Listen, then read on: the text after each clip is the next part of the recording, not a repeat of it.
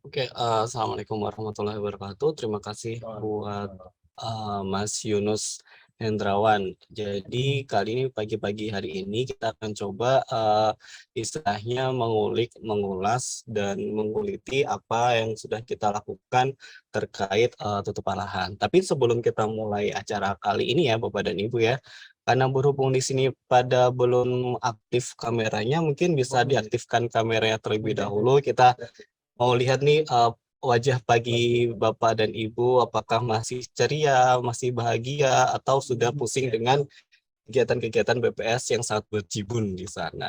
Oke, oke, Ibu. monggo berjibun, monggo, monggo, silakan dinyalakan kameranya Bapak dan Ibu.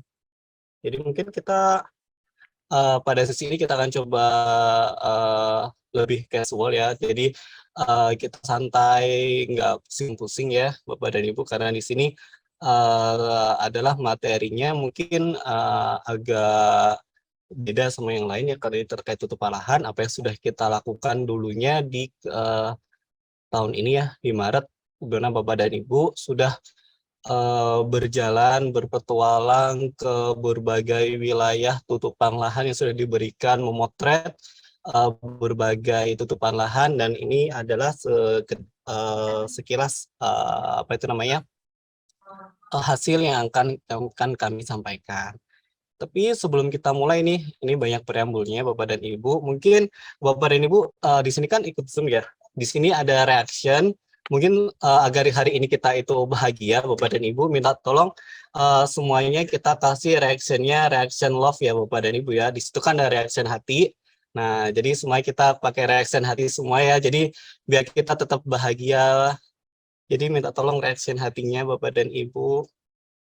Reaction hati, ya asik. Nah, jadi kita berusaha agar istilahnya meskipun pagi hari ikut CB kita bisa bahagia. Terima kasih Bapak dan Ibu atas reaction hatinya.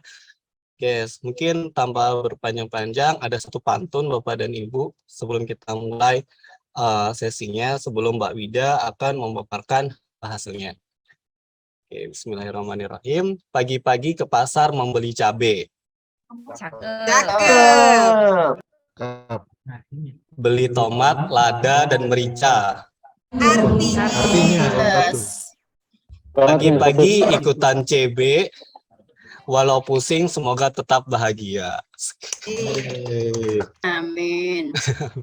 Oke, selanjutnya saya persilakan buat Mbak Wida Widya Stuti untuk menyampaikan materi terkait hasil pengolahan tutupan lahan. Kepada Mbak Wida, saya persilakan.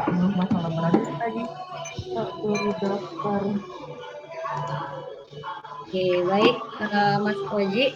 Mungkin sebelumnya minta tolong hostnya bisa, iya, oke. Ada yang bocor suaranya. Terima kasih Mas Oji. Selamat pagi Bapak Ibu semuanya. Masih semangat ya? Semangat nih, tapi kayaknya masih banyak nih yang malu-malu untuk menghidupkan kameranya. Padahal masih seger. Kalau yang perempuan sih masih cantik-cantik. Yang cowok juga ya. Cantik ya, salah. Saya lihat masih banyak apa masih belum stay di depan laptopnya. Saya harap sih udah stay semua ya. Oke, materi hari ini tadi sudah Mas Oji sampaikan bahwa kita akan menyampaikan hasil terkait pengolahan tutupan lahan kita. Sebentar, kok begini ya? Gitu. Oke. Udah kelihatan ya? Sudah Mbak, mungkin bisa. Udah. Ya. Oke, mohon izin Bapak Ibu. Saya mewakili dari tim fungsi pengembangan pemetaan statistik untuk mencoba memaparkan hasil dari pengolahan sampel tutupan lahan untuk ST 2023. Nah, kalau terkait evaluasi kegiatan Wilkerstat kan kemarin sudah disampaikan oleh Bu Ida Ambar ya, dan kita juga sudah membahas terkait petanya juga di situ. Jadi untuk pagi ini kita akan bahas di dari kegiatan yang sama di pemutakhiran Wilkersat tahun ini, tapi terkait tutupan lahannya. Nah, sebelum saya mulai, tentu saya dan teman-teman di sini, kami di PMSS mengucapkan terima kasih dan apresiasi atas kerja sama dan kerja keras yang luar biasa dari seluruh pegawai dan mitra BPS di seluruh Indonesia. Dan kita menyadari bahwa pengambilan sampel tutupan lahan ini cukup menantang ya. Kalau dilihat dari foto-fotonya itu, ya wilayahnya banyak juga wilayah-wilayah yang cukup ekstrim. Walaupun sebenarnya bukan niatan kami untuk memberikan sampel yang sulit ya. Ketika kita mengenerate sampel itu, kita usahakan wilayah itu cukup terjangkau. Tapi lagi-lagi yang namanya model yang kita bangun itu kan tidak selalu pas dengan apa yang kita harapkan. Oke. Nah, terus bagaimana kelanjutan dari pengolahan tutupan lahan ini? Jadi kurang lebih secara garis besar ada 3 tahapan yang nanti dan sedang kita lakukan ya. Kalau untuk pengumpulan sampel tutupan lahan kan sudah dilakukan pada bulan Maret ya oleh rekan-rekan mitra kita di seluruh Indonesia. Nah, kemudian dari data yang sudah kita kumpulkan ini, lalu kita olah. Nah, yang melakukan adalah BPS pusat, dalam hal itu teman-teman di PMSS. Nah, pengolahannya seperti apa? Nah, yang pertama kita validasi dulu, karena dari sekian juta titik geotagging ya dan foto tutupan lahan tersebut, belum tentu kualitasnya itu kan baik semua ya. Bisa jadi ada kesalahan dalam hal labeling dan lain-lain. Nah, di proses validasi itulah bagaimana kita bisa memfilter hasil geotagging tutupan lahan itu yang betul-betul kualitasnya paling baik ya, bisa kita gunakan sebagai sampel. Karena ketika kita melakukan klasifikasi tutupan lahan, kualitas sampel itu menjadi penting. Ketika sampelnya salah, pasti hasil klasifikasinya juga menjadi salah. Nah, tahap validasi ini sudah kita lakukan di pusat progresnya. Nah, yang sekarang sedang kita ongoing ya, on progress itu adalah pembangunan modelnya. Nah, model klasifikasi ini belum selesai, memang sedang kita lakukan. Tapi nanti di slide ada contoh yang sudah jadi ya, kita nanti lihat sama-sama. Nah, oke, ini hasil dari geotagging tutupan lahan di seluruh Indonesia. Bapak Ibu bisa lihat titiknya sangat banyak sekali ya. Ada berapa? Ada 3.800 sekian ribu ya geotagging tutupan lahan. Nah, ini melebihi dari target poligon sampel ya, 102%. Artinya kita menyediakan jumlah target poligon sekitar 3.700-an, tetapi hasil geotaggingnya bisa mencapai 3.800-an, seperti itu. Nah, kemarin kan ketika kita melakukan geotagging, ada juga wilayah-wilayah sampel yang memang sulit dijangkau sehingga harus dilakukan mitigasi ya kan. Mitigasinya adalah dengan melakukan geotagging di luar poligon sampel. Kalau kita lihat komposisinya dari total 3 juta sekian geotagging itu sebesar 85,9% ini sudah tepat berada di dalam poligon sampel. Sudah pas ya.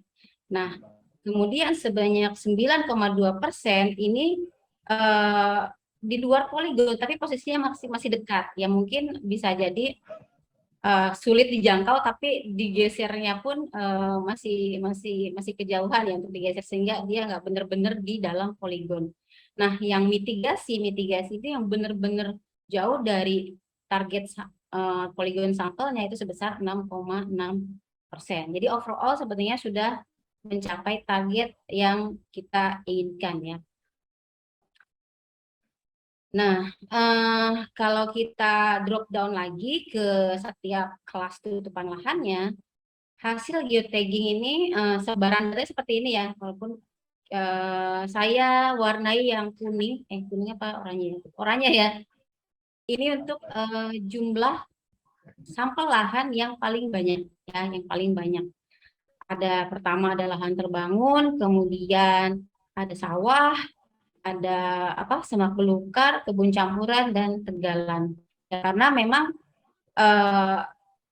apa namanya? Bawakan yang lebih detail Tidak. beberapa yang sudah jelas. Bocor. Kemudian yang kedua. Oke, makasih. Oke, lanjut ya. Jadi kenapa 5 kelas ini yang paling banyak? Karena memang kebetulan kita itu kan menyusun target sampelnya itu memang ditargetkan di wilayah pertanian ya, dan mudah dijangkau, artinya dekat dengan blok sensus biasa, sehingga ya nggak heran kalau banyak lahan terbangun, sampel lahan terbangun, kemudian sawah dan sampel lahan-lahan lain yang memang umumnya ada di wilayah sekitar pemukiman. Nah, kemudian tadi dari sekitar 3.800.000 itu apakah semuanya digunakan? Nah, ini yang perlu divalidasi tadi ya. Karena misalnya sebagai contoh nih ya, ada suatu area seperti gambar. Kemudian ketika teman-teman mitra melakukan geotagging, area tersebut itu dia berilah label lahan terbangun misalnya. Padahal di situ kalau kita lihat karakteristik lahannya, ada tanaman campuran ya di situ, tanaman tegak ya yang campuran. Nah, lebih pas ini dimasukkan ke kebun campuran. Nah, hal-hal seperti inilah yang perlu diberikan flag di proses validasi. Nah, validasinya itu seperti apa? Nah, validasinya itu kita lakukan dengan bantuan mesin itu dengan dua jenis validasi ya. Yang pertama, kita menggunakan karakteristik spektral dari citra satelit Sentinel-2. Jadi kurang lebih gini, misalnya ada posisi geotagging, dia melakukan geotagging diberi label misalnya sawah ya, sawah. Nah, sawah itu harusnya kan memiliki di karakteristik spektralnya itu memiliki nilai yang merepresentasikan vegetasi ya, atau NDVI, atau bisa juga water ya, NDWI ya. Nah, ini karakteristik spektral dari sawah. Namun ketika kita overlaykan dengan citra satelit, geotagging itu tuh ternyata tidak memiliki karakteristik vegetasi maupun air, sehingga ini yang kita flag. Jangan-jangan itu bukan sawah. Nah, hal-hal seperti itu yang dilakukan di proses Rapat termasuk yang kemarin kayak rapat. Halo, Mas Ivan. Sorry ya. Oke. Lanjut. Jadi itu tadi ya, validasi pertama adalah untuk melihat apakah lokasi geotagging itu tuh cocok dengan karakteristik spektral dari citra satelit Sentinel-2-nya. Nah, ada nilai indeks yang kita pakai di sini yaitu bangunan atau NDBI, vegetasi atau NDVI, kemudian air atau NDWI. Nah, saya nggak akan bicara terlalu teknis di sini. Intinya dengan nilai indeks ini kita bisa mengevaluasi apakah betul suatu lokasi sampel geotagging itu tuh kira-kira pas di lokasi yang tepat. Apakah pemukiman itu ada indeks bangunannya, apakah tanaman itu juga dia ada indeks vegetasinya, apakah lahan geotagging di perairan itu ada indeks airnya, dan seperti itu. Nah, lanjut. Setelah validasi dari karakteristik spektral, lanjut ke validasi dari fotonya. Nah, fotonya itu kita cocokkan apakah foto geotagging sawah itu fotonya juga sawah. Nah, itu yang kita lakukan pengecekan. Dengan bantuan apa? Kita dengan bantuan model CNN. Nah, oke. Nah, tadi kan kedua validasi itu dilakukan dengan mesin ya. Hasilnya seperti apa? Hasilnya ternyata dari yang validasi pertama yang menggunakan citra satelit ya dengan karakteristik spektral tadi sebanyak 84,33% di flag memang sudah pas ya, sudah approve lah, sudah pas, sudah tepat. Nah, namun untuk validasi gambar ini sebanyak 49,74% nih yang labelnya tuh kurang lebih sama ya dengan model. Maksudnya gini, ketika fotonya itu dikasih geotagging sawah ya, fotonya itu sawah, lalu hasil model CNN juga melabeli, oh ini benar sawah. Nah, itu total yang match seperti tadi itu sekitar 49,74%. Nah, artinya sebanyak 41,89% itu kita harus lakukan validasi manual. Artinya kita sendiri yang melakukan interpretasi visual, apakah geotag itu beneran benar-benar betul-betul tepat ya, baik dari secara posisi maupun pelabelan geotaggingnya. Nah, ini contoh yang disetujui ya, contoh gambar yang bawah itu ada gambar foto sawah. Nah, hasil geotagging diberi label sawah. Nah, kemudian hasil validasi citra satelit Sentinel-2 karakteristik spektralnya sudah mencerminkan bahwa itu memang punya vegetasi dan atau punya indeks air ya. Nah, hasil CNN-nya pun foto ini memang sawah, sehingga dilabeli oleh model sebagai approved geotagging. Nah, ini contoh berikutnya yang non-approved itu kayak apa sih? Nah, ini titik ini diberi label lahan terbuka, ya kan? Kemudian hasil validasi citra satelit juga lahan terbuka tapi tidak memiliki karakteristik seperti lahan terbuka ya, jadi nggak pas dari nilai spektralnya. Kemudian dari hasil CNN juga dia memberikan label foto ini tuh cocoknya masuk ke ladang misalnya, sehingga ada perbedaan-perbedaan dari validasi tadi menyebabkan si geotagging yang kanan ini diberikan label not approved, artinya ini yang akan harus dilakukan validasi secara manual. Oke. Nah, lanjut tadi kan validasi sudah menyeleksi geotagging mana yang langsung bisa dipakai, geotagging mana yang harus kita cek lagi.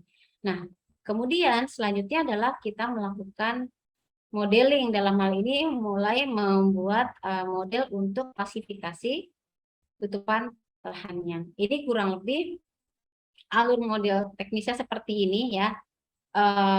Dari mulai data training itu kan dari data geotagging kita ya.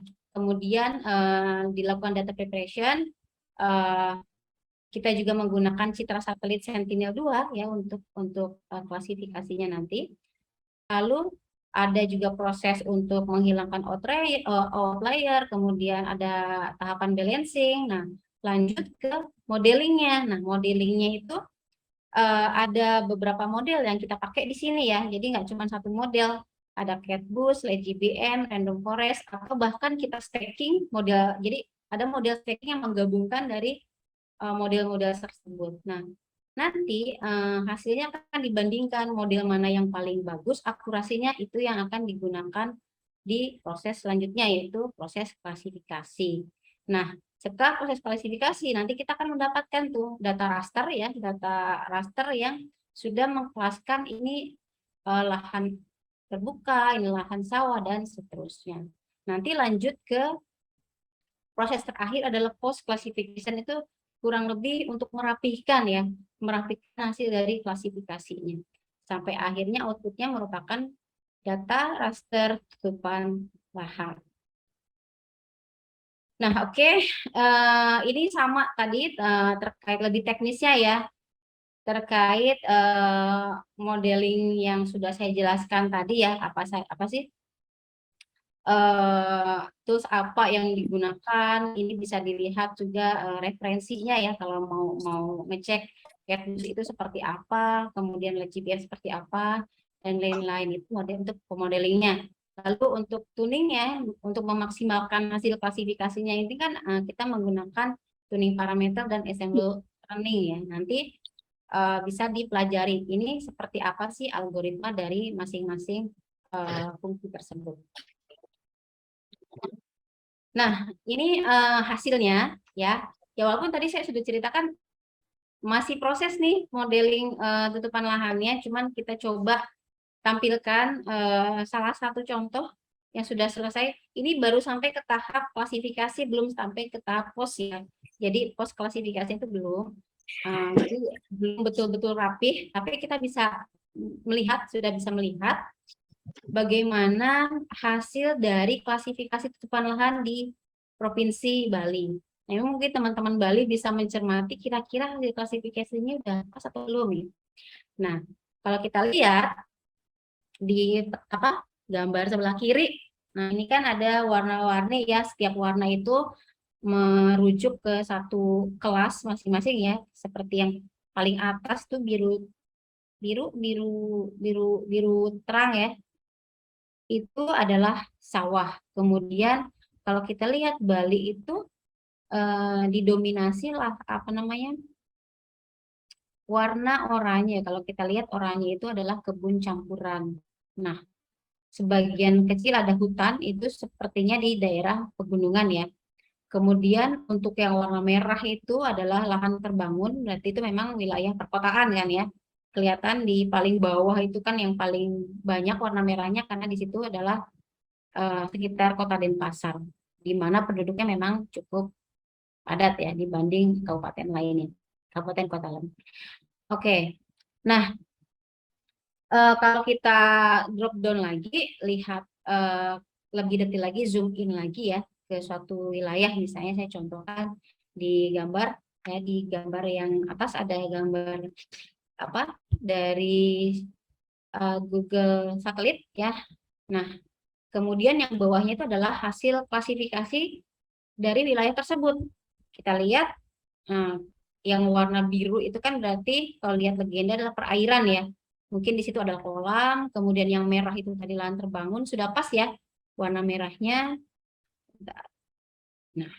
Nah ini sudah pas, ini biru adalah air, kemudian di sini merah itu adalah lahan terbangun, kemudian yang ini biru apa hijau ya? Saya nggak paham warna-warna yang agak sulit nih. Ini sawah ya, sawah sepertinya kalau kita lihat apa? Namanya apa Mbak Safa? Tosca, warna Tosca. Oh, Tosca. Oke, siap. Harusnya cewek paham ya warna-warna gini ya, tapi saya nggak paham beneran deh. Ini Tosca ya. Nah, hijau Tosca itu sawah. Kalau kita lihat di citranya juga sudah pas sawah ya. Lalu ada sebagian juga kebun campuran di sebelah sini. Nah, walaupun tentu nggak akan mungkin yang namanya model itu bisa mengklasifikasikan secara 100% akurat. Nah, itulah perlu alat ukur kan, alat ukur seberapa akurat sih model ini dalam membuat peta tutupan lahannya. Nah, kalau dari hasil yang kita peroleh, nah kurang lebih nilai-nilai seperti ini ya. Akurasinya sebesar 0,81 itu untuk Bali ya. Karena kalau nanti kita running itu kan tidak selinduk gelondongan ya, kita bagi-bagi per wilayah-wilayah, sehingga bisa jadi di Bali paling bagus itu pakai model GBM misalnya, bisa jadi di Jawa tuh bukan GBM tapi model stacking misalnya, dan lain-lain, bisa berbeda, dan akurasinya pun mungkin bisa berbeda-beda karena tergantung juga dari sampel lahan atau hasil geotagging tutupan lahan yang ada di wilayah tersebut. Oke. Kemudian akurasi lain ini sebenarnya kurang lebih sama ya. Ini alat untuk mengukur sebaik apa sih model yang kita peroleh seperti itu ya. Kalau untuk F1 Micro, ROCAUC, Tuhan Kappa itu kurang lebih ya semakin tinggi semakin bagus, tapi kalau plus semakin kecil semakin bagus. Nah, kurang lebih seperti itu. Nanti mungkin Mas Oji sebagai moderator sekaligus sebetulnya nanti kita tandem aja ya Mas Oji moderator, saya presentasi, tapi sebenarnya nanti poinnya jawab bisa ke kita berdua. Untuk tesisnya pasti Mas Oji akan lebih jago untuk menjelaskan. Oke, kalau kita drop down lagi, dilihat tabel di bawah ya. Nilai F1 score per kelas lahan. Nah, kalau kita lihat, nah yang paling tinggi adalah justru di sini bukan lahan basah ya, lahan terbangun. Lahan terbangun 0,96, kemudian hutan lahan basah 0,95. Ternyata di sini ada hutan lahan basah juga ya. Oh, di sini. Oke. Kemudian justru yang paling kecil adalah halo. Oke. Yang paling rendah skornya itu kebun lainnya itu perkebunan lainnya bukan kebun lainnya. Cuma 0,13. Nah, dengan nilai segini apakah sudah pas untuk kita finalkan sebagai klasifikasi tutupan lahan untuk Provinsi Bali? Tentu perlu evaluasi lanjutan ya. Karena walaupun secara overall itu akurasinya sudah di atas 80, tapi kalau kita lihat drop down per kelasnya lagi ternyata masih ada kelas-kelas lahan yang akurasinya itu cukup rendah. Nah, itu yang terus kita lakukan di pusat ya. Jadi kita sudah running model, akurasinya jelek, diulang lagi, dibetulin lagi, dan itu belum selesai ya, karena saking banyaknya sampel yang kita olah. Nah, kemudian lanjut, kemudian hasil kira-kira manfaat dari peta itu untuk apa sih? Nah, pertanyaan kan seperti itu. Walaupun kalau untuk sensus pertanian sudah jelas ya, karena tujuannya itu memang kita mau melihat potensi pertanian dari sisi lahan, bukan dari sisi rumah tangga ya. Potensi lahan pertanian dari sisi lahannya, wilayah mana yang memang punya lahan sawah yang banyak, yang didominasi lahan sawah atau lahan pertanian kering, jalan ya, atau perkebunan. Seperti itu yang ingin kita petakan. Cuman sebetulnya manfaatnya itu nggak cuma dari situ, bisa nggak cuma untuk itu saja ya, bisa di expand, maksudnya bisa dieksplor lagi untuk berbagai macam analisis. Nah, ini saya mau contohkan ada 4 analisis ya yang menggunakan hasil tutupan lahan. Nah, pertama grid populasi. Jadi kita bisa membuat suatu sebaran penduduk per grid ya. Gridnya tuh ukuran kecil, bisa 100 kali 100, bisa 1 km sampai 1 km. Ya, di mana memang ukuran grid itu pasti di bawah desa ya kan. Itu MK-nya kan. Oke. Nah, ada contoh lagi degree of urbanization. Nah, ini sudah sedang kita lakukan juga. Jadi bagaimana kita bisa membuat suatu kawasan atau wilayah urban rural ya, tapi yang berbeda dengan urban rural yang BPS punya ya, karena ini kaitannya adalah urban rural yang untuk digunakan dalam menghitung indikator-indikator SDGs. Kemudian ada juga contoh bagaimana kita memanfaatkan itu salah satu tutupan lahan ya, kelas lahan di tutupan lahan tuh untuk menghitung indikator SDGs 911 dan 1131. Nah, kita lihat satu-satu. Nah, jadi dari semua contoh yang tadi ya, bagaimana kita bisa memanfaatkan tutupan lahan itu untuk berbagai analisis lain. Nah, ini grid populasi tadi sudah saya jelaskan ya, bahwa kita bisa memetakan penduduk di bawah desa dalam ukuran grid ya, 1 km 1 kali 1 km, bahkan bisa 100 kali 100. Nah, lalu kita memetakan wilayah urban rural ya. Cuman tidak dikotomi urban rural, tapi ada 3 di sini ya. Ada 3 pengklasan. Yang pertama urban center, urban cluster, dan rural grid.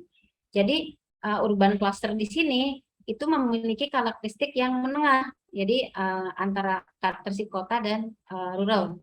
Nah, ini bisa kita lakukan juga, sedang kita buat juga ya.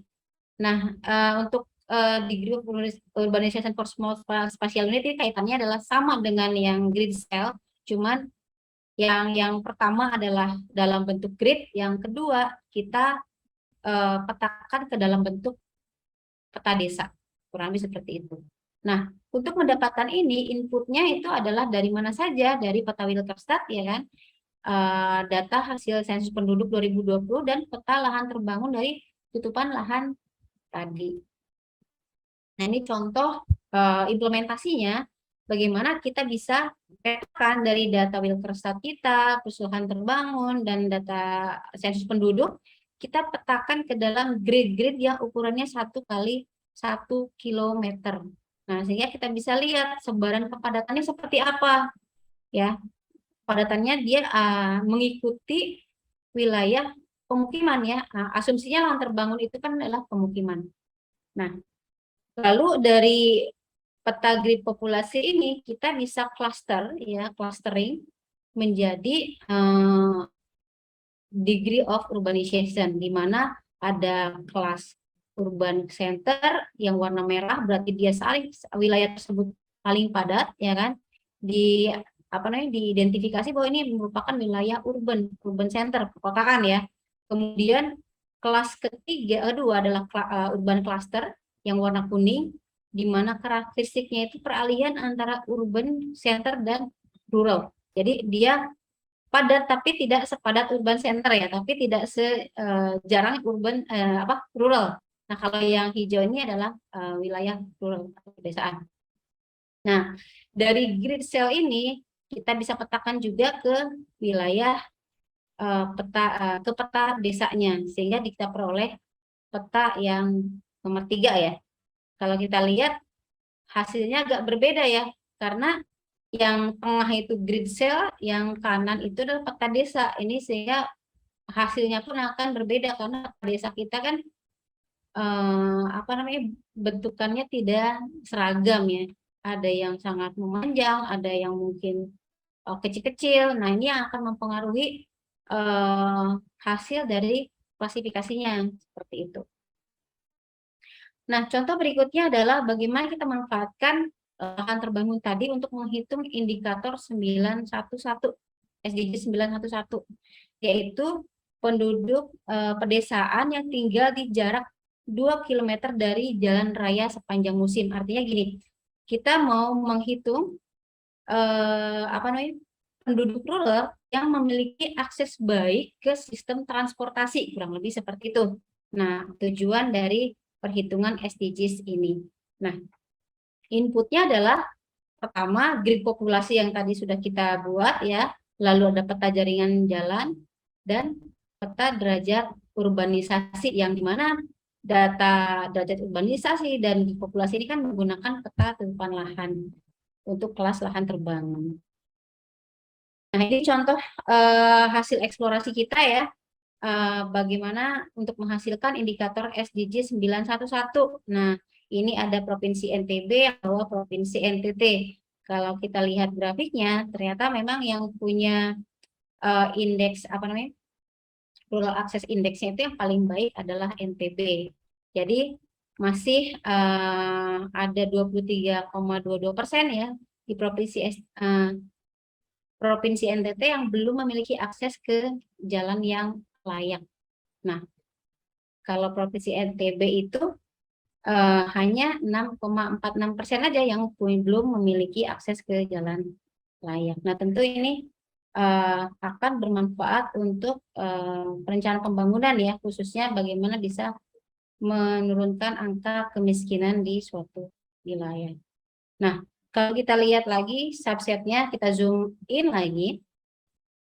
Nah, ini contohnya bagaimana kita lihat wilayah mana sih yang ternyata masih belum punya akses. Kalau di zoom in, kita bisa lihat ada pemukiman di sini ya. Pemukiman yang kalau lihat karakteristik wilayahnya memang sepertinya adalah pemukiman remote ya, yang aksesibilitasnya itu masih kurang. Nah, selanjutnya adalah contoh perhitungan indikator 1131, yaitu rasio laju peningkatan konsumsi tanah dengan laju pertumbuhan penduduk. Nah, jadi kita mau melihat bagaimana laju pertumbuhan penduduk itu kita bandingkan dengan laju konsumsi tanah. Artinya konsumsi tanah itu perubahan dari lahan terbangun dari tahun-tahun sebelumnya gitu. Bagaimana dia tuh perubahannya tuh secepat apa? Nah, dibandingkan dengan laju pertumbuhan penduduknya. Nah, kalau kita lihat contoh hasilnya, nah ini di Bali juga ya hasil perhitungannya. Yang pertama adalah laju pertumbuhan penduduk yang paling Yang negatif itu yang warna hitam ya, yang paling rendah itu di daerah Denpasar dan Badung ya. Kemudian yang tinggi di daerah Buleleng. Nah, tapi kalau kita lihat laju konsumsi tanahnya itu yang paling tinggi tadi di Buleleng dan Jembrana. Nah, ketika kita bandingkan untuk menghitung indikator 1131-nya itu yaitu laju konsumsi tanah lahan dibagi laju pertumbuhan penduduk dihasilkan peta nomor 3. Bagaimana interpretasinya? Interpretasinya adalah di sini kita bisa melihat wilayah mana yang laju pertumbuhan penduduknya itu lebih tinggi ya, apa namanya? Dibanding laju pertumbuhan lahannya itu lebih tinggi dibanding laju pertumbuhan penduduknya, kurang lebih seperti itu. Nah, kalau kita lihat Jembrana dan Tabanan ini cukup paling tinggi ya, di mana perubahan lahan itu cukup besar dibanding laju pertumbuhan penduduknya. Nah, mungkin demikian yang bisa saya sampaikan. Mudah-mudahan bisa memberikan insight bagi Bapak Ibu semua tentang hasil kerja kita ya terkait petukan lahan itu untuk pemanfaatan yang tidak hanya untuk pertanian saja, tapi bisa dimanfaatkan untuk analisis-analisis yang lain. Oke, terima kasih sekali lagi. Saya kembalikan ke Mas Oji. Oke, makasih Mbak Wida atas paparan yang kali ini. Beli bubur dan gorengan. Mari kita kasih reaction tepuk tangan. Jadi ada reaction tepuk tangan, mari kita merahkan Zoom ini dengan reaction tepuk tangan Bapak dan Ibu. Oke. Oke, kita lanjut ya Bapak dan Ibu ya. Tadi kan udah dijelasin dari Mbak Wida terkait apa itu peta tutupan lahan, bagaimana kita mengklasifikasinya, hingga model yang sudah dibangun saat ini, serta ke depannya mau dibawa kemana ya peta tutupan lahan. Jadi peta tutupan lahan itu ternyata bisa dipakai di berbagai kegiatan ataupun bisa menghasilkan berbagai indikator dan insight-insight yang baru nih. Kalau kita lihat yang terakhir itu, kita lihat bahwa ada semacam peta laju pertumbuhan konsumsi tanah sama pertumbuhan penduduk. Jadi kita bisa lihat kira-kira di wilayah mana, kabupaten mana yang lahannya itu masih ada ketika penduduknya itu juga bertambah dengan pesat. Oke, jadi Bapak dan Ibu, karena kita masih ada waktu ya Bapak dan Ibu, mungkin kita akan buka pertanyaan Bapak dan Ibu. Silakan bagi Bapak Ibu yang mau bertanya atau menyampaikan pendapat atau menyampaikan mungkin kemarin cerita ya, bisa cerita kemarin bagaimana tutup lahannya kemarin, ngambil sampingnya dan sebagainya, kami persilahkan.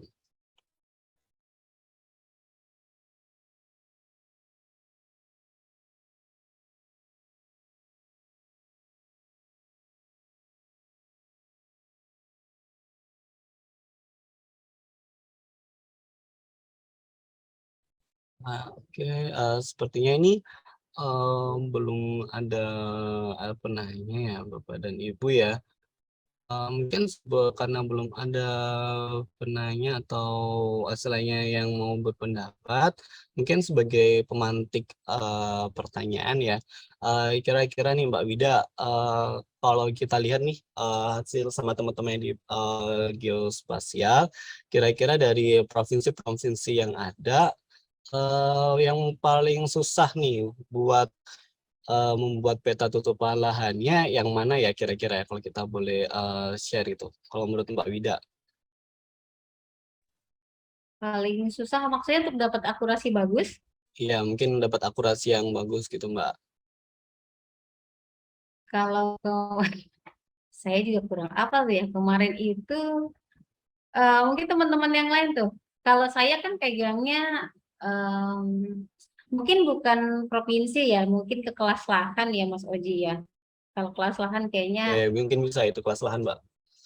ya. Nah, kalau lahan yang paling susah untuk dapat akurasi itu memang kebun campuran ya. Kebun campuran ya agak susah itu antara kebun campuran perkebunan ya dengan hutan itu sebenarnya punya karakteristik yang hampir sama, ya kan? Yang hampir sama itu pohon tegakan. Nah, mungkin yang membedakan adalah dari tekstur teksturnya ya.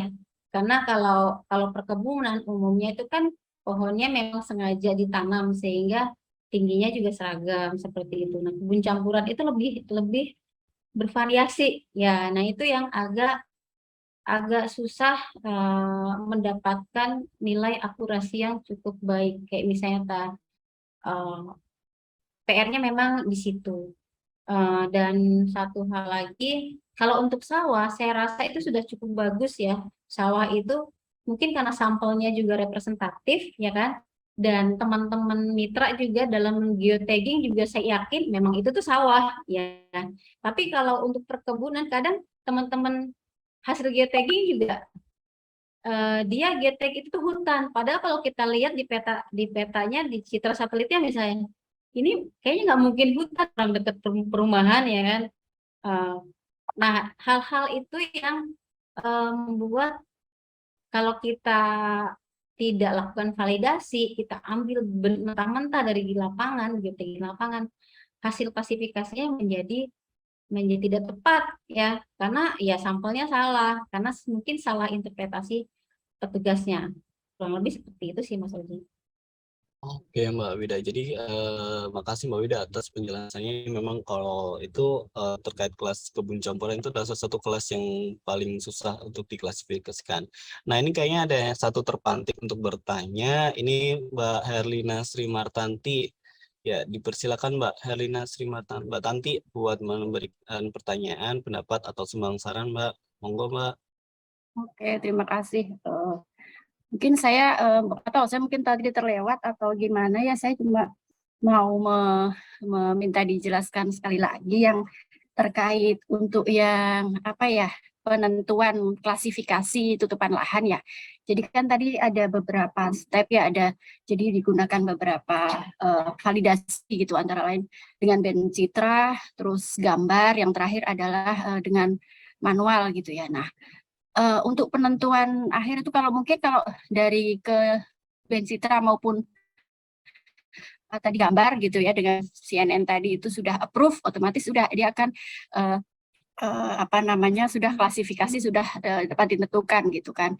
Nah, untuk pada step akhirnya diambil harus menggunakan validasi manual ini, apakah itu jika tidak memenuhi kedua validasi sebelumnya, yaitu melalui band citra tadi dan CNN itu, atau hanya memenuhi salah satu aja terus itu sudah harus dicek secara manual juga gitu.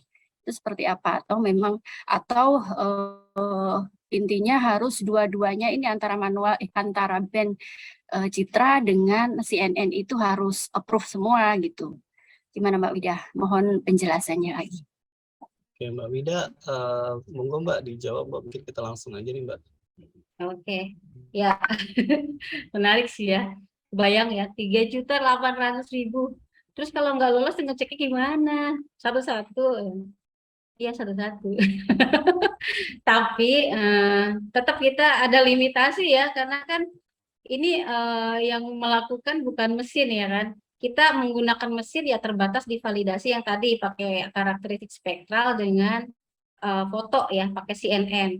Nah, sisanya ya kita kan nggak yakin, kita memang harus melakukan validasi secara manual. Nah, kalau sebetulnya ada tahapan ketiga ya, tahapan ketiga di proses validasi itu tadi, pertama validasi spektral, kedua validasi foto, ketiga adalah kombinasi dari kedua validasi tadi.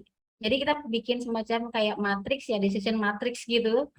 Ketika misalnya antara spektral dan foto itu approve, maksudnya oke, sudah tepat ya, sudah sama, ya kita secara otomatis sampel itu langsung bisa digunakan. Terus kita cek lagi. Tapi kalau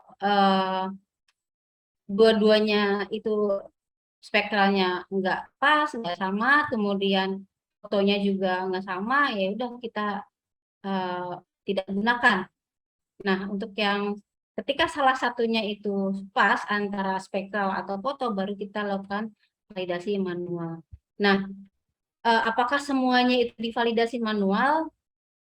Ya, akhirnya sebetulnya ya enggak juga ya. Kita kita lihat apa namanya, apakah dalam satu region yang kita klasifikasi itu jumlah sampelnya itu sudah mencukupi atau enggak. Ketika sudah mencukupi, ya udah kita pakai yang sudah kita yakin kita validasi seperti itu. Jadi kecukupan sampelnya itu kita rasa sudah cukup, ya udah kita pakai yang ada gitu. Jadi gitu Mbak Tanti, apakah sudah menjawab Mbak? Oke, terima Mungkin kasih. Mas Oji mau nambahin, Mas Oji. Mungkin kalau tambahan saya ya seperti yang dibicarakan sama Mbak Wida ya, itu sebenarnya sudah mencakup semuanya. Jadi memang ada limitasi di kita ketika semuanya itu tidak di approve, maka kami akan melihatin satu-satu, tapi ya kita nggak lihatin satu-satu sih. Jadi ada beberapa sampling yang kita gunakan. Mungkin itu dapat undangan dari Mas Syaiful, mari kita kasih reksa jempol buat Mbak Tanti sama Mbak Wida yang udah mulai memantik diskusi kali ini ya. Jadi reksa jempol. Oke, jadi selanjutnya ini mulai pertanyaan, banyak banget pertanyaan Bapak dan Ibu dari. Oke, kita mulai dari yang di chat, kolom chat dulu Bapak dan Ibu. Ini ada dari Bli Rian, ini dari 5100 dari Provinsi Bali yang sudah kita paparkan tadi. Mungkin ini izin bertanya, tadi dijelaskan 41% validasi itu manual. Prosesnya gimana ya yang validasi manual? Kan banyak banget, liatin satu-satu terus di flag. Nah itu gimana tuh Mbak Wida? Yang bisa dikasih bocorannya tuh Mbak? Ya memang tadi sudah saya jelaskan ya. Saya sudah jelaskan memang manual, tapi dalam satu kawasan itu ketika memang jumlah sampelnya sudah cukup, ya kita tidak teruskan gitu validasinya. Jadi lihat juga kecukupan sampelnya, nggak semuanya juga selesai nanti sampai akhir tahun. Kayak contohnya saya itu dapat PIC untuk wilayah Sulawesi, sebagian Sulawesi tengah ke atas ya. Itu saya melakukan pengecekan sampai 9.300 titik. Lumayan ya. Ya itu ketika memang ada yang pas ya kita misalnya nih ya, fotonya itu taggingnya itu kebun campuran ya kan misalnya. Terus hasil 2 validasi tadi ternyata antara spektral atau fotonya itu ada yang nggak pas, berarti kan saya harus ngecek tuh kan. Nah, nanti saya lihat betul yang sebenarnya itu titik itu tuh emang betul kebun campuran atau harusnya kelas lahan lain. Nah, itu yang harus kita lakukan. Ketika memang kebun campuran berarti ya udah kita pakai. Kalau misalnya bukan kebun campuran harusnya itu tegalan misalnya, ya udah kita rubah itu harusnya tegalan. Nah, proses itu memang dilakukan satu persatu. Kita berapa lama ya Mas Uji? Kalau nggak salah 1 bulan lebih deh. Lebih ya? Lebih Iya, berapa Mbak. minggu? Lebih dari 1 bulan cuma buat ngecekin itu aja. Jadi kebayang ya gitulah harus dilalui. Mungkin Oke. itu aja Mas Uji. Sip, makasih Mbak Wida. Jadi itu Mas Rian, jadi memang benar ada beberapa samplingnya lagi. Kemudian kita ngeliatin satu persatu gitu. Oke, kita lanjut lagi nih pertanyaan selanjutnya dari Mas Rido Akbar, Rido BBS Bubble. Ya ini ya. Pagi Mas Rido, apa kabarnya nih? Kayaknya nih Mas Rido nggak lama nih mendengarkan suaranya Mas Rido nih. Jadi mungkin Mas Rido bisa open mic Mas. Tapi open mic aja Mas, mungkin bisa Mas. Mungkin ada kendala, mungkin gimana nih Mas Rido? Kalau enggak, mungkin saya sampaikan. Oke, ini dari Mas Rido, BPS Bangka Belitung, izin tanya untuk Bu Ida, bagaimana peluang diseminasi data hasil modeling kegiatan Dr. Start ke depan? Apakah diperbolehkan ya? Jadi bertanya terkait diseminasi, apakah diseminasinya tersebut nanti dalam bentuk data lapangan, hasil modeling, atau hasil analisis yang diinginkan? Itu Mbak Wida. Oke, menarik ya Mas Rido. Memang ini masih PR karena kayaknya kita BPS untuk publikasi resmi itu belum ada yang hasil modeling ya. Apa saya salah ya? Setahu saya seperti itu. Memang Cuman sebetulnya ini peluang yang cukup besar bagaimana kita bisa memanfaatkan sumber data lain ya di luar sumber data yang kita peroleh dari sensus survei ya, bisa menghasilkan indikator-indikator statistik atau indikator lain yang memang yang harus kita keluarkan. Salah satunya kan indikator SDGs ya. SDGs BPS itu kan salah satu kementerian lembaga yang juga ada kewajiban untuk menghitung indikator-indikator SDGs. Nah, contohnya tadi indikator SDGs itu kan ada yang saya contohkan tadi, itu sulit untuk diperoleh kalau kita menggunakan data-data statistik dari hasil sensus survei kita, ya kan, yang tadi yang untuk rural access index, bagaimana kita bisa menghitung populasi rural yang memiliki aksesibilitas baik ya ke sistem transportasi. Kayaknya itu sulit kalau kita bisa dapetin dari data Kodes misalnya. Apakah itu bisa diperoleh? Saya rasa enggak ya. Ya mau nggak mau memang harus menggunakan modeling yang sudah kita lakukan tadi, karena dari kalau kita melihat merujuk ke negara lain pun sama metodenya, memang seperti itu menggunakan data geospasial. Nah, kalau di SDGs kebetulan kalau kita menyimak apa sih NSO di luar ya, terutama untuk kaitannya dengan pertanian. Remote sensing itu menjadi suatu alat yang memang sudah mereka gunakan ya, karena kita sadari bahwa untuk mengambil data lapangan itu kan mahal ya, biayanya besar, kemudian effortnya juga besar. Tapi kalau dengan remote sensing atau citra satelit, kita cukup dengan sampel, kita bisa dapat kita bisa memetakan seluruh Indonesia, kan seperti itu. Tentu cost-nya akan jauh lebih kecil seperti itu. Cuman apakah itu nanti dipublikasi secara resmi, kita masih belum bisa yakin jawab 100% ya, dalam proses. Toh sebetulnya kalau kalau kita lihat 7 arah perubahan BPS yang dicanangkan oleh Kepala BPS, Big Data itu kan salah satu dari proses bisnis yang ingin dikuatkan ya di 7 arah perubahan tersebut. Harapannya ini pun include ke sana. Seperti itu Mas Puji. Oke, makasih Mbak Wida. Ada rem, ada gaspol. Mari kita kasih reaction jempol lagi buat Mas Ryan sama Mas Rido ya atas pertanyaannya. Oke. Di sini ada lagi yang terpantik untuk bertanya nih. Ada Mas Andri Poltak El Girsang. Jadi silakan Mas Andri Poltak El Girsang untuk bertanya, Mas.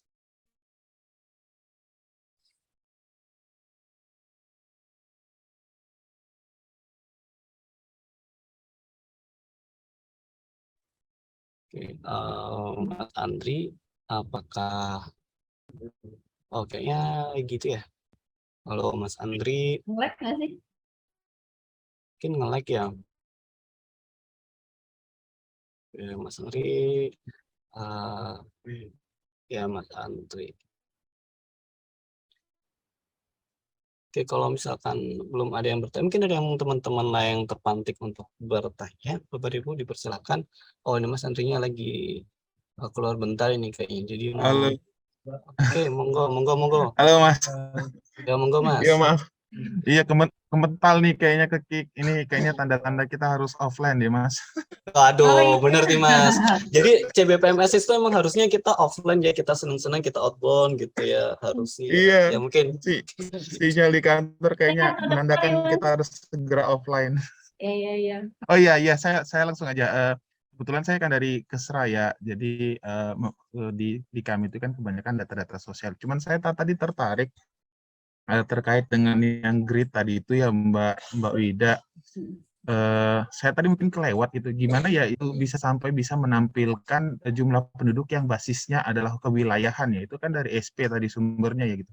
Bisa tampilnya per kotak gitu, per grid itu yang notabene itu perluasan 1 kilometer gitu.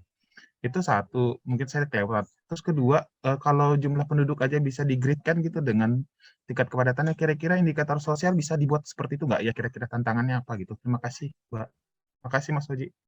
Oke, makasih Mas Andri. Jadi mungkin Mbak Wida bisa lanjut Mbak untuk menjawab Mbak. Oke, ya, makasih Mas Andri. eh saya coba cari contoh yang itu ya.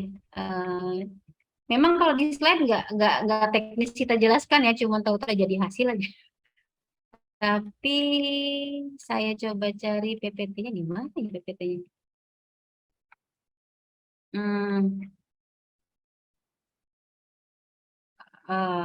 Kayaknya masih ada di ini, tapi oke lah. Saya tayangkan yang tadi aja ya. Saya share screen lagi. Sorry. Saya balik. Berarti yang slide yang mana ya? Oh, ini aja ya contohnya ya. Oke. Jadi mungkin saya mau cerita ya, saya nggak bisa lihat, bisa nunjukin contoh gambarnya. Kalau saya cari PPT-nya kelamaan kayaknya. Kurang lebih ya, pertama kita perlu data SP jelas ya. Data SP kita itu kan paling rendah yang bisa kita pakai itu desa. Walaupun sebenarnya kita ada SLS, tapi kan secara resmi yang dikeluarkan subject matter itu tingkat desa ya.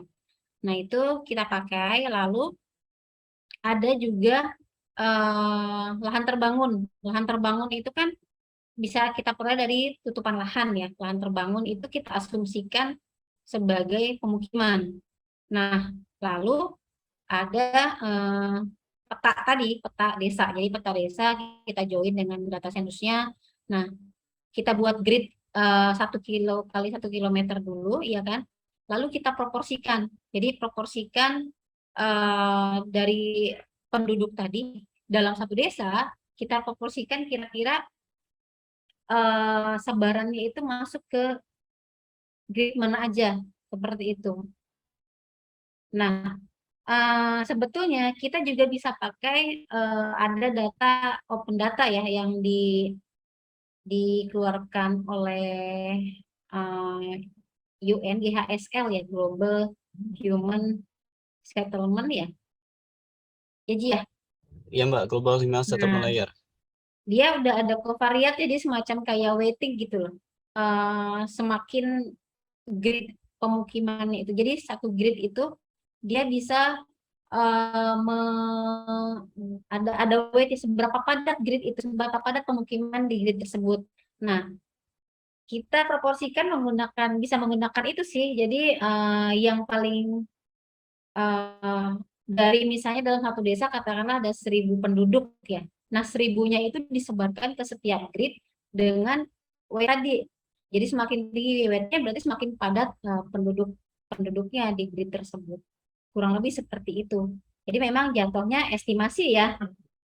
Estimasi, tapi kita bisa petakan kan kalau dalam satu desa untuk wilayah yang ada wilayah yang memang pemukiman, ada wilayah non pemukiman, dengan grid kita bisa petakan sampai ke wilayah yang pemukiman aja distribusi datanya ya kan.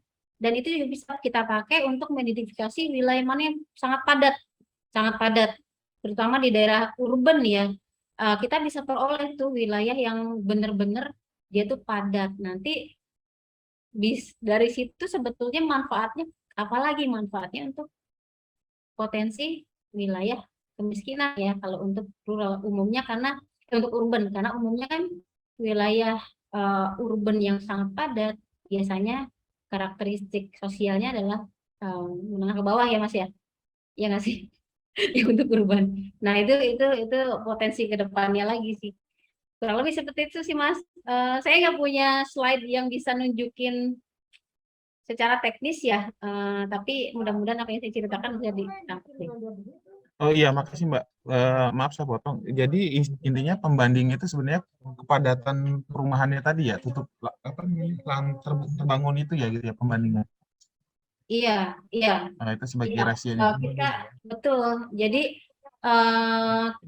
dari lahan terbangun itu kita bisa membuat apa ya, dalam satu grid lahan terbangun itu kemungkinan dia tuh ada seberapa padat wilayah bangunan di grid tersebut, kurang lebih seperti itulah. Nah itulah yang nanti menjadi semacam pembobot untuk memproporsikan jumlah penduduk ke setiap grid. Nambah lagi Mbak, boleh Mbak?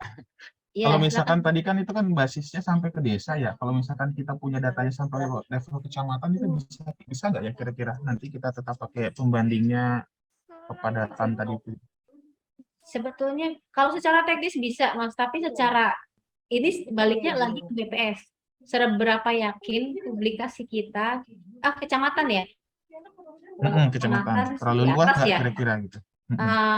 Sebenarnya bisa aja, cuman memang semakin kecil wilayahnya akan lebih akurat, semakin akurat itu sih. Oke, makasih Mbak Oke, informasinya. Mas. Sama-sama. Iya, tadi berarti saya coba menyimpulkan pertanyaan saya yang kedua gitu. Untuk indikator sosial juga berarti sebenarnya bisa ya selama kita memperoleh data sampai level desanya atau sampai level kecamatannya gitu ya. Untuk indikator sosial yang lain ya? Selama kita punya data sampai level desa, misalkan ini kan mau reksoset nih ya, nyinggung dikit nih.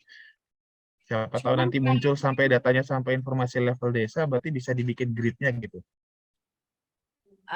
Menurut saya agak ini ya, saya kalau nggak salah kami juga pernah menanyakan hal yang sama ke narasumber yang memang apa ya, yang kompeten ya dari European Commission, nggak menyarankan sih Mas, karena kalau sensus itu kan populasi ya, maksudnya ketika datanya itu populasi, kita estimasi ke grid itu hasilnya masih bisa make sense gitu loh. Tapi kalau ketika data indikator sosial yang itu kan sebaran populasinya itu kan nggak bisa kita prediksi ada di mana gitu. Kalau kita masukin grid kayaknya agak hasilnya menurut saya nggak tepat deh. Kecuali, nah sebenarnya peluang yang besar itu untuk Rexosec ini. Ini Mas, kalau dari Kesra ya, Rexosec itu kan datanya titik bangunan, akan titik koordinat ya. Dari situ kan karakteristik sosial ekonomi dari setiap rumah tangga itu langsung terpetakan kan, jauh lebih rinci dibanding grid. Nah itu yang sebetulnya data yang sangat powerful ya untuk kita, terutama kalau mau menganalisis secara spasial lebih detail ya. Menurut saya peluang bisa memanfaatkan Rexosec untuk analisis yang sejenis seperti tadi itu jauh lebih luas, lebih akurat harusnya, selama data hasil Rexosec itu bagus sih. Gitu mungkin Mas Oji.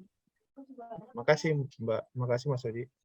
Oke, Mas Andri. Jadi ini ada beberapa paparan dari tim geospasial terkait yang tadi udah ditanyain sama Mas Andri terkait apa itu namanya grid populasi dan sebagainya. Itu saya saya masukkan di chat ya Mas, ya mungkin bisa mau menambahkan sana sama insight dari Mas Andri. Terus kalau misalkan ke depannya mau diseminasi data dan sebagainya, jangan ragu Mas, silakan hubungi tim geospasial, siapa tahu kita bisa join kolaborasi dan sebagainya. Oke, mungkin kita lanjut nih. Kita kasih reaction jempol lagi ya kepada Mas Andri yang udah bertanya. Mari kita kasih reaction jempol. Ini mohon maaf ya Mas, udah pantunnya udah habis, jadi nggak ada pantun-pantunan lagi ya. Udah bingung mikirnya. Oke, kita lanjut nih. Ada pertanyaan dari Pak Jua Mahardika. Halo Pak Jua, selamat pagi Pak Jua. Bagaimana kabar Lampung hari ini Pak Jua? Oke, jadi sepertinya ini kita memang perlu CB lanjutan, benar sekali nih Pak. Jadi kita memang perlu CB lanjutan dalam kondisi offline yang bisa ada kegiatan rekreasinya ya mungkin ya Pak Jua ya. Jadi ini ada pertanyaan dari Pak Jua. Ada 3 pertanyaan Mbak Wida. Pertama, apakah hasil pengolahan tutupan lahan ini akan dikirimkan ke daerah? Yang kedua, apakah hasil tutupan lahan ini akan dimanfaatkan dalam pelaksanaan SP 2023? Dan yang terakhir, validasi gambar itu kan sekian persen, validasi manual itu sekian persen. Nah pertanyaannya, untuk yang tidak tervalidasi nih Mbak Wida, ada sekitar 8,37%. Nah itu tidak lanjutnya seperti apa? Bagaimana Mbak Wida? Mohon dijawab Mbak. Ya, oke, baik. Terima kasih Pak Ju atas pertanyaannya. Kita punya semangat yang sama ya untuk CB offline, mudah-mudahan tahun depan bisa terlaksana. COVID-nya sudah jauh, anggarannya tidak dicoret, ya insya Allah bisa ya. Amin. Kemudian pertanyaan pertama, apakah hasil pengolahan akan dikirimkan ke daerah? Nah, terus terang belum ada pembicaraan atau keputusan terkait ini ya. Saya rasa sih nggak ada masalah ya, ini bisa dimanfaatkan. Cuman karena hasilnya juga belum selesai dan belum kita evaluasi, dan PR pertama itu adalah bagaimana kita kolaborasikan ini dengan KL terkait ya, karena tutupan lahan itu kan sebenarnya banyak KL terkait yang KL yang terkait dengan data ini ya. Kita juga perlu ngomong ke perlu ada pembicaraan ke Badan Informasi Geospasial. Nah, seperti apa? Nah, kalau kita sudah yakin dengan data kita untuk dipublikasikan, saya rasa itu nggak pasti akan bisa diakses juga oleh teman-teman di daerah. Nah, tapi kayaknya proses ini masih perlu waktu ya, karena ada hal regulasi dan lain-lain di situ. Saya juga belum bisa jawab pasti di sini terkait pertanyaan ini. Nah, untuk pertanyaan kedua, apakah akan dimanfaatkan pelaksana ST? Kalau dari kegiatan lapangannya enggak ya. Jadi ini lebih ke setelah lapangannya. Jadi sebetulnya kita membuat ini juga atas keinginan dari teman-teman subject matter di produksi ya. Bagaimana kita bisa mengidentifikasi ya, memetakan lah lahan pertanian itu, lahan pertanian maksudnya dalam hal ini potensi pertanian tapi dari sisi lahan, karena selama ini kan sensus pertanian itu kan berdasarkan rumah tangga ya, artinya potensi yang terpetakan yang terlihat itu dari sebaran lokasi rumah tangga pertaniannya. Nah, kita coba untuk memetakannya dari sisi lahan pertanian. Nah, mungkin nanti lebih ke model analisis, evaluasi, dan publikasi ya jatuhnya, tapi bukan untuk pelaksanaan di lapangan ST-nya. Walaupun waktu penentuan wilayah konsentrasi, non konsentrasi, tutupan lahan ini juga sebenarnya diikut sertakan di kegiatan eksplorasi kami ya, sampai kita bisa menghasilkan volume petugas dan lain-lain, terutama di wilayah konsentrasi dan konsentrasi pertanian sih. Itu kan kaitannya nanti ke metode pencacahannya nanti di apakah dia snowball, apakah dia pakai door to door. Nah, itu eksplorasinya sudah kita lakukan di 2021 kemarin sih. Tapi ya itu sekali lagi kalau untuk lapangannya itu enggak ya. Jadi lebih ke pasca lapangan. Nah, pertanyaan ketiga, validasi gambar 49,74%. Apakah sisanya tidak terdivalidasi? Nah, ini kayaknya udah dijawab juga tadi ya. Jadi untuk sementara untuk kegiatan klasifikasi tutupan lahan yang sekarang ini kan kita melihat kecukupan sampel ya, karena kita juga harus hitung-hitungan waktu dan tenaga dengan data yang sebegitu besar. Kayaknya kalau kita validasi semua sisanya nggak akan terkejar target kita tahun ini. Jadi tahun ini kita memang masih patokannya di kecukupan sampel di setiap wilayah. Kalau sudah cukup ya sisanya tidak divalidasi ya tidak jadinya. Jadi itu Mas Oji. Oke, makasih Mbak Wida sama Pak Ju atas Mungkin hostnya minta tolong ya. Oke, udah. Oke, mungkin Bapak dan Ibu, karena udah ada yang bertanya lagi, kita kasih jempol lagi ya Bapak dan Ibu ya untuk yang bertanya. Kita kasih reaction jempol. Terima kasih buat Pak Ju atas pertanyaannya.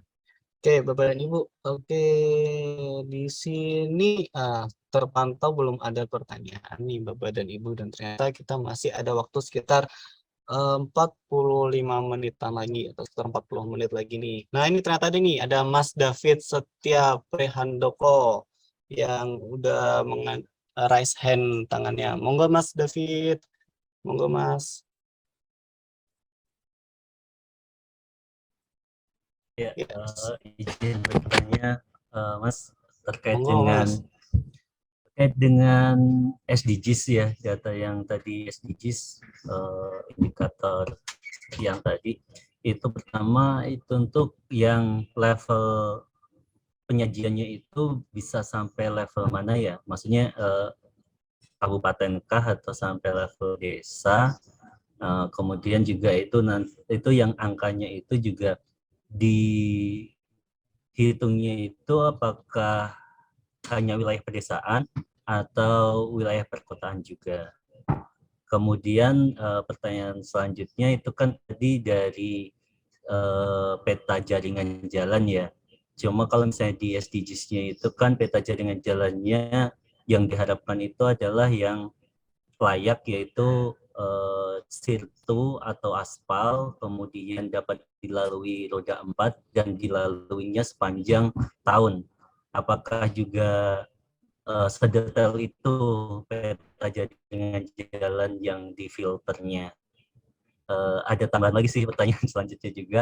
Kalau untuk peta jaringan misalnya transportasi umum itu sebenarnya ada juga nggak sih? Karena bisa jadi kalau misalnya ada peta jaringan transportasi, kayak kalau misalnya di kota-kota kan ada yang kita Google, kita searching gitu, ada ditunjukin ada transportasi kemana-kemana jalurnya gitu. Mungkin itu juga bisa untuk mengukur SDGs terkait mobilitas yang lain, bahwa kalau yang tadi itu kan yang 9 itu kan terkait dengan yang di pedesaan, tapi kalau untuk perkotaan kan dengan transportasi umumnya. Jadi kalau misalnya itu bisa didapatkan juga, itu akan ke SDGs yang lain juga, itu bisa dihitung di 141. Jadi ibaratnya 141 itu selama ini belum bisa dihasilkan karena yang SDGs yang mobilitas dasar itu ada 2 SDGs, itu belum ada angkanya. Kira-kira memungkinkan enggak gitu. Terima kasih. Oke, terima kasih Mas Muzafid. Jadi Mbak Wida ini ada 3 pertanyaan. Pertama, level diseminasi ya Mbak Wida, ini mungkin terkait RAI ya, Rural Access Index, itu kita mau kalau itu bisa diseminasikan hingga level apa angkanya terutama. Yang kedua terkait RAI juga, itu kan kita Rural Access Index itu kan all seasoned road. Nah itu apakah kita sudah memperhatikan jalannya itu sebagaimana. Terus yang terakhir terkait peta transportasi umum. Nah, ini ada peluang untuk penyajian indikator 1.41 ya, Mas David. Mohon koreksi kalau saya salah terkait mobilitas. Nah, itu bagaimana tuh Mbak Wida? Ya, oke. Terima kasih Mas David atas pertanyaannya. Yang pertama itu terkait, level mana ya? Level mana? Sebetulnya kalau kita lihat publikasi SDGs itu kan level provinsi ada sudah cukup ya sebetulnya ya. Kalau kita bisa sampai ke level kabupaten lebih bagus lagi. Nah,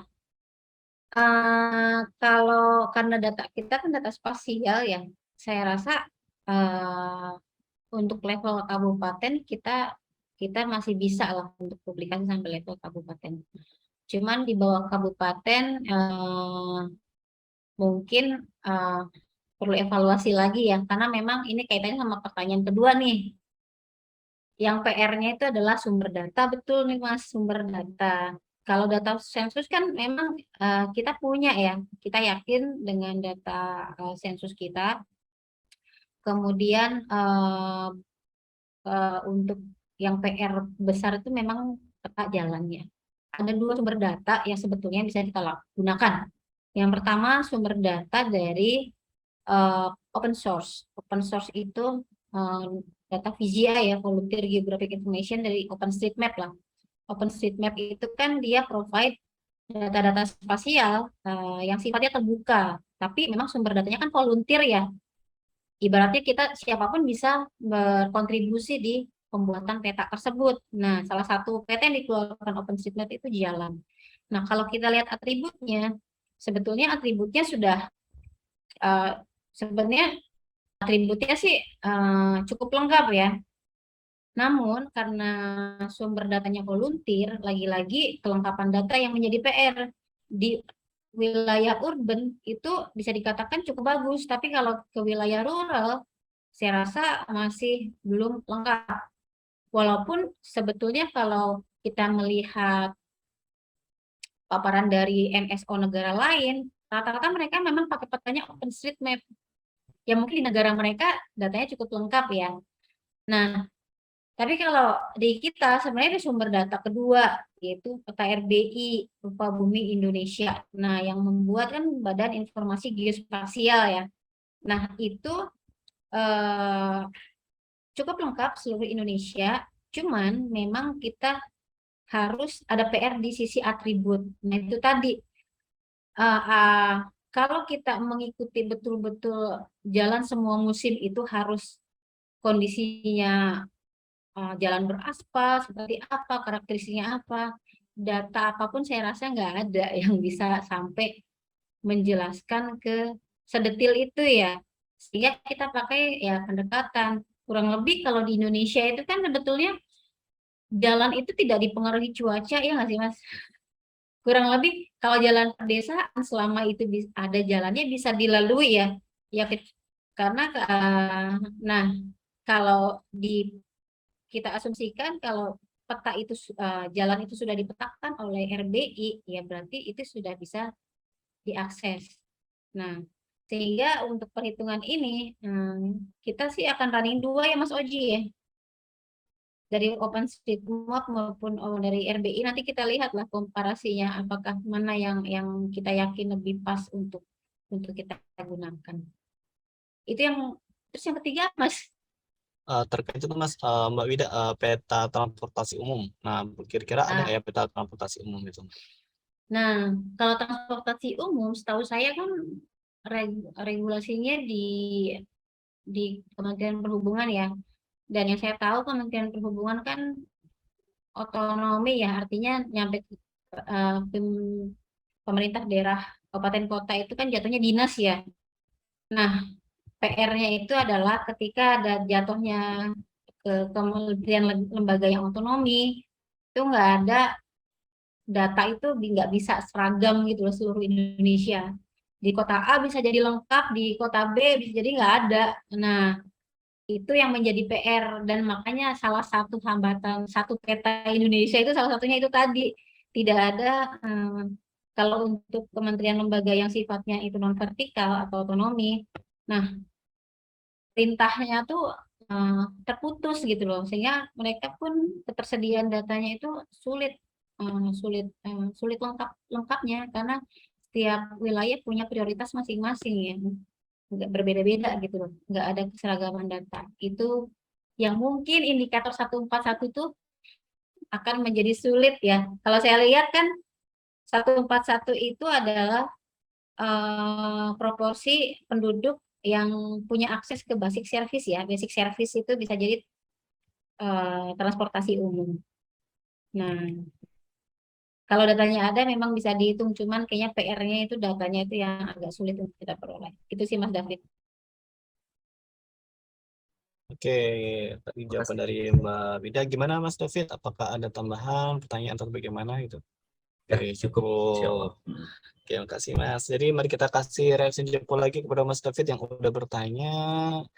Oke, makasih Mas David atas pertanyaannya dan kembali makasih juga buat Mbak Wida yang tanya jawab. Nah, di sini Bapak dan Ibu, apakah ada pertanyaan lagi nih Bapak dan Ibu terkait apa yang sedikit kita paparkan terkait materi geospasial gitu. Jadi memang di geospasial ini nggak cuma apa istilahnya peta Eurostat ya. Cuma di sini kami sedang mencoba istilahnya mengembangkan ke arah yang lebih maju lagi terkait bagaimana pemanfaatan peta-peta yang lain dan khususnya kita manfaatkan kita kolaborasikan dengan peta Eurostat kita.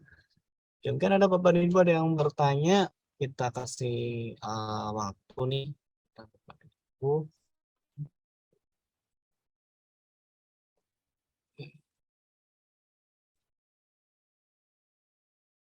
Kalau nggak ada belum ada pertanyaan ya mungkin kita pantik lagi nih pertanyaan. Jadi mungkin Bapak dan Ibu di sini nih karena ini kan udah pada on cam ya, boleh minta suaranya nggak yang dari WIB waktu Indonesia Barat mungkin bisa say hello, hai gitu.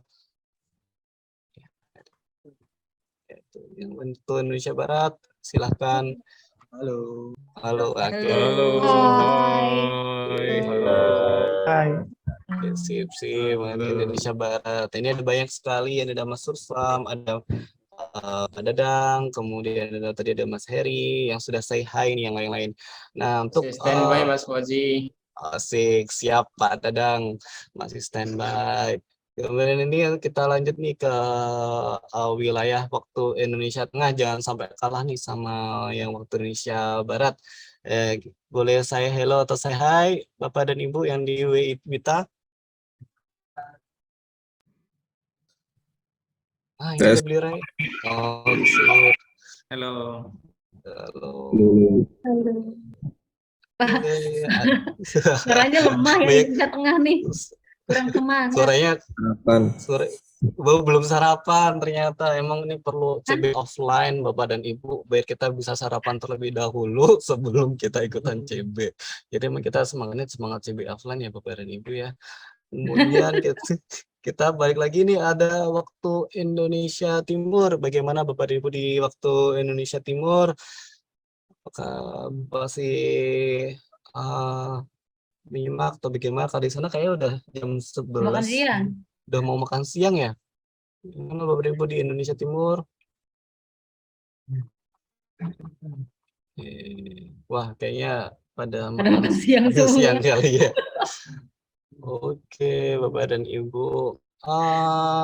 Mumpung di sini ada Bapak dan Ibu ya, terkait apa itu tutupan lahan kemarin juga kan, kalau tadi udah disampaikan sama Mbak Wida di slide pertama itu ya, yang bagian-bagian awal-awal itu kan terlihat bahwa begitu keras, begitu besar jerih payah dari Bapak dan Ibu terkait untuk istilahnya melakukan tagging nih tutupan lahan hingga wilayah kecil dan sebagainya. Kira-kira dari Bapak dan Ibu ada yang mau kasih cerita nggak ya terkait gimana kemarin tutupan lahan yang ngambilnya, atau terus kemudian ada mau unek-unek yang mau disampaikan terkait tutupan lahan kemarin? Ini dipersilakan juga nih. Jadi, nah ini ada Mbak Safa, ini ada open mic. Oke, mungkin Mbak Safa. Mbak Safa cantik deh. Chat itu sebenarnya. Ini Mbak Wida sebenarnya mau nanya, tapi mungkin terlalu basic ya. Tadi kan ada di slide nomor 4 bahwa hasil monitoringnya itu yang 85,9% dalam poligon. Terus 9,2% itu dekat poligon, sementara 6,6% itu mitigasi. Nah, tadi saya kayaknya agak skip informasinya, yang 6,6 mitigasi itu diperoleh dengan cara apa ya? Iya. Makasih Mbak Safa nih, ini terkait sampel tutupan lahan. Oke, monggo Mbak Safa. Mbak Safa, Mbak Safa yang nanya ya. Ya silakan Mbak Wida buat menjawab. Ya mohon maaf ya. Oke, ya makasih Mbak Safa. Yang ini ya slide nomor 4 ya ini ya. Oke. Yang itu yang tadi, yang keempat ya, benar keempat. Nah.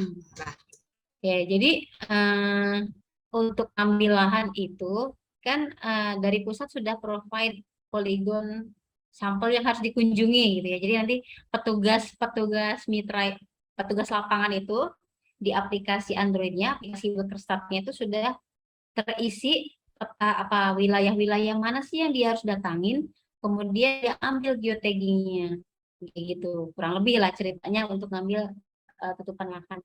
Nah, dari sekian juta sampel lahan yang kita provide itu, ada kemungkinan yang memang sulit dijangkau, ya kan? Karena kan kita namanya juga, walaupun kita sudah berusaha mengenerate sampel lahan itu bisa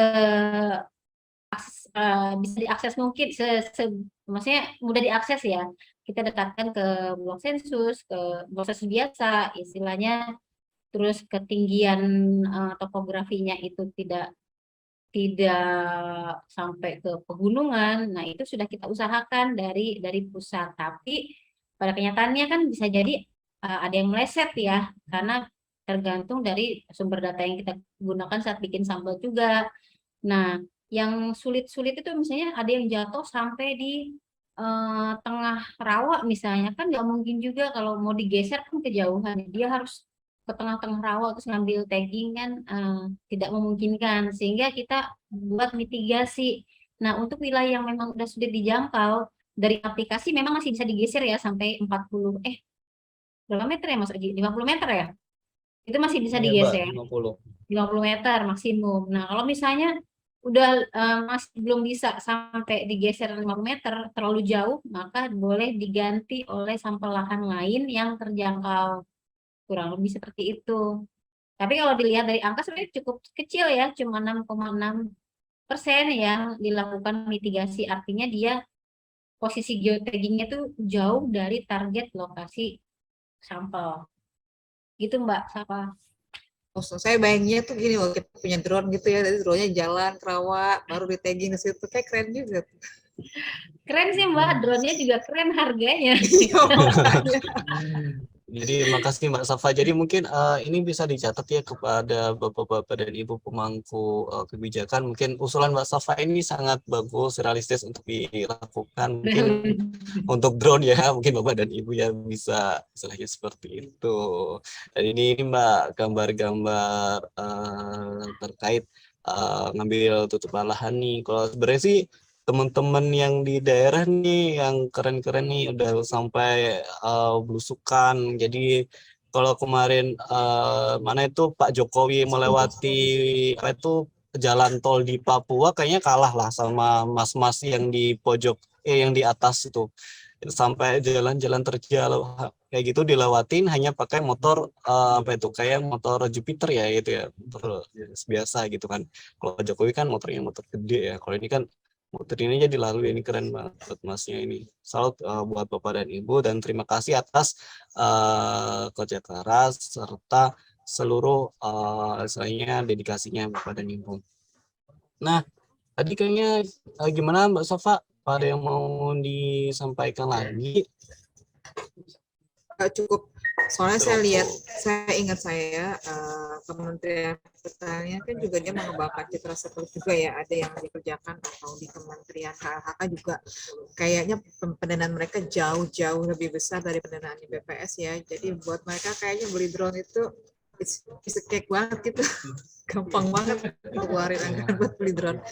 Kayaknya kita harus banyak berkaca dengan mereka. Nah ya, memang seperti itulah Mbak. Jadi ya seperti itulah.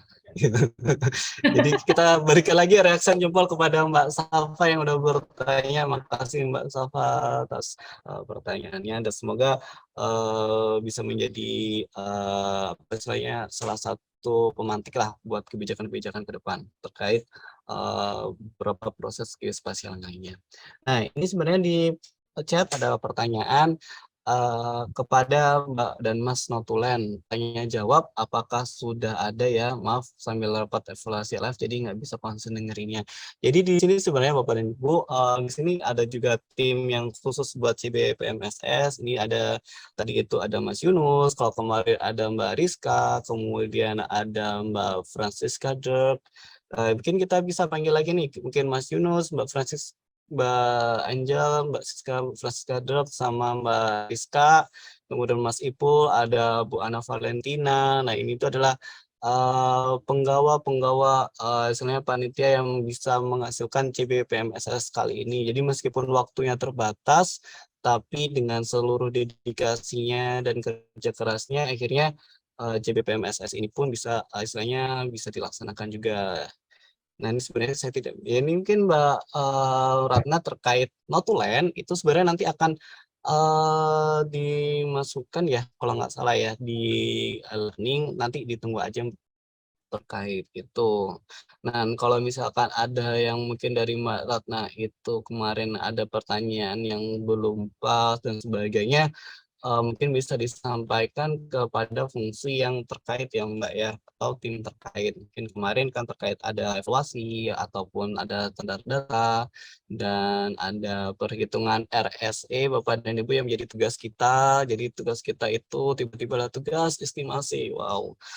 Ya Bapak dan Ibu.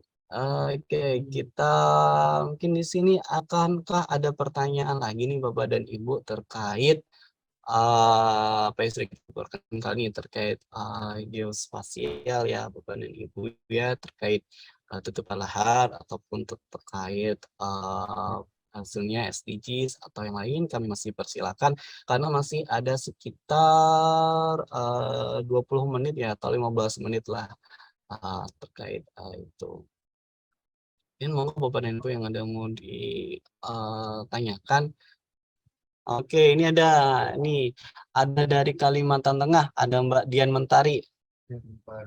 Monggo Mbak Dian Mentari, silahkan ditanyakan Mbak pertanyaannya. Saya Dian dari statistik harga, Mas. Suara saya Oh terdengar nggak ya? monggo. Ya Mbak, monggo. Terdengar. Iya. Maaf Mbak, tadi saya Oh. kira dari Kalimantan Tengah. Ternyata ya lupa Mbak, maaf Mbak. Jadi mohon maaf juga nggak nyalain video, nanti takutnya mental. Jadi gini, kami itu kan dari statistik harga itu ada survei harga kemahalan konstruksi, di mana salah satu yang utamanya lah gitu yang mempengaruhi dari kemahalan konstruksi adalah jalur distribusi gitu. Jadi saya tertarik banget nih dengan tadi peta jalan raya. Sebenarnya sih lebih tertarik lagi kalau ada jalur pelayaran ya, peta jalur distribusi gitu. Cuma kan kayaknya kita satu-satu lah gitu. Nah, untuk yang tadi jalur jalanan, peta jalanan, itu sebetulnya tadi udah disampaikan sama Mbak Wida sih ya, bahwa atributnya itu tidak sespesifik itu ya gitu. Padahal mungkin bisa dijelaskan lagi Mbak gitu. Mungkin ada stratanya lagi untuk peta jalanan lah gitu. Karena kan mungkin seperti ada tol, kalau misalnya memang yang jalan biasa gitu. Karena kan gini, apalagi kalau itu pertanyaan saya yang pertama ya, mengenai stratanya gitu. Maksudnya tingkatan dari jalan rayanya itu. Kemudian yang kedua adalah seberapa update nantinya, atau misalnya memang yang sudah eksis sekarang, itu seberapa update mengenai peta jalanan yang dikeluarkan oleh PMSS gitu, atau bagian pemetaan. Karena itu kan berpengaruh banget nih sama kita indeks kemahalan gitu. Jadi salah satu fenomenanya mungkin, oh ternyata memang jalanannya berkembang nih, dilihat dari pemetaan tim pemetaannya BPS gitu. Jadi itu bisa menjadi salah satu fenomena kita, kenapa sih indeks kemahalan itu bergerak gitu. Itu aja sih Mbak. Jadi pertanyaannya dua, seberapa update dan stratanya peta jalanan itu ada apa aja gitu. Terima kasih Mas Moji, Mbak Wida.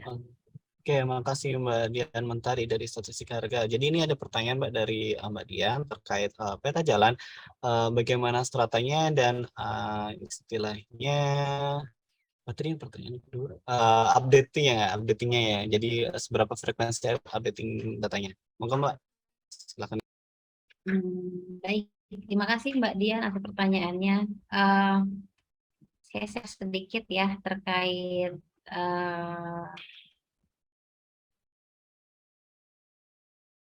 yang ini terkait kondisi jalan ya, peta kondisi jalan. Mungkin mengkoreksi nih Mbak, sebetulnya peta jalan itu bukan pemetaan atau kami yang mengeluarkan ya, kami tidak mengeluarkan peta jalan ya. Jadi kami menggunakan peta yang available, yang bisa dipakai ya. Nah ini contohnya adalah peta OpenStreetMap yang sudah tadi kami jelaskan ya. OpenStreetMap itu adalah termasuk volunteer ya, data volunteer ya, informasi dari volunteer. Kita bisa berkontribusi untuk melengkapi peta-peta ya, peta-peta tidak hanya jalan ya, ada lahan juga ada dan bangunan juga ada. Nah, kalau kita lihat atribut dari ini contoh atribut dari peta OpenStreetMap ya. Ini yang kita pakai untuk perhitungan SDGs kita. Jadi yang jalan yang memiliki atribut motorway, trunk, primary, secondary, dan tertiary. Nah, keterangannya itu seperti ini. Kurang lebih kalau kita lihat di metadata juga seperti ini ya. Ini mengambil dari OpenStreetMap Wikipedia-nya.